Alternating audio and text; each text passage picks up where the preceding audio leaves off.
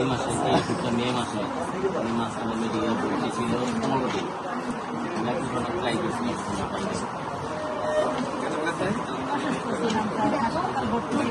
হাসপাতালে ভর্তি থাকলে দিনে 3 বার পানির বোতলে মিক্স করে না খাই দিতে হবে সকাল থেকে।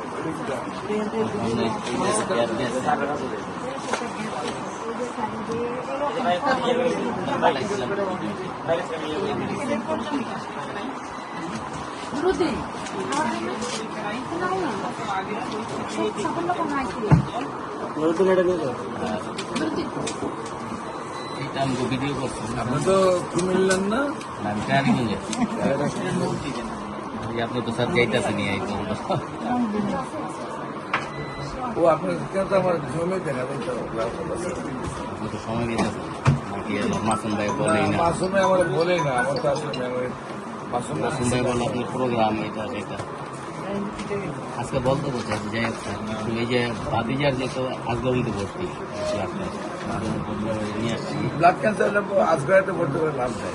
অনেক দ্রুত নিয়ে আসে আজকে মাসে 3-4 লাখ টাকা বিল উঠাইবে, কোনো কিছু করতে পারবে না। আমরা নিয়মিত 4 মাস সময় অনেক পাইলে ব্যাপারটা এই যে এটা যে ভিডিও দিছিলেন আমার এটা তো নর্মাল 35-55 বাড়তিতে আছে। এখন এটা কি এই মাস পরে একটু পরীক্ষা করবো একটা মাস খাওয়াই দেখবো এটা কিন্তু 6 তাই চলে রানি এখন মাথা ঘুরাইতে আছে প্রেশার আছে তারপরে ভালো আরো ভালো হইতে হবে। আর ভালো হইবে আর নাম কি? সীমা। আর সবচেয়ে বেশি অসুবিধা কি হয় আপনার বর্তমানে? সমস্যাটা কোন ডায়াবেটিস আছে স্যার নতুন করে হয়েছে মাথা ঘুরায় তুমি নেই কাশা খুবই ভালো। ঘুম কেমন হয়? খাবার দিচ্ছে কেমন? আপনার এটা একটু বেশি হইলো আপনি ক্যান্সার মুক্ত। এটা ক্যান্সারের যে র্যাঙ্কসটা খায় এটা থেকে নামে গেছে। এরপরে আরো ভালো হতো, এখানে 1 মাস খাই নাই। এরপর আরো ভালো হতো।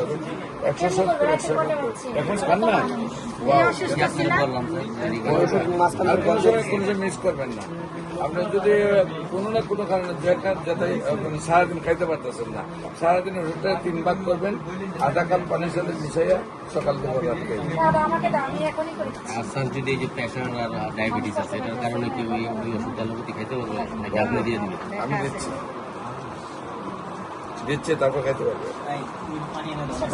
প্রস্তাব কিলার হয়নি হ্যাঁ পায়খানা কিলার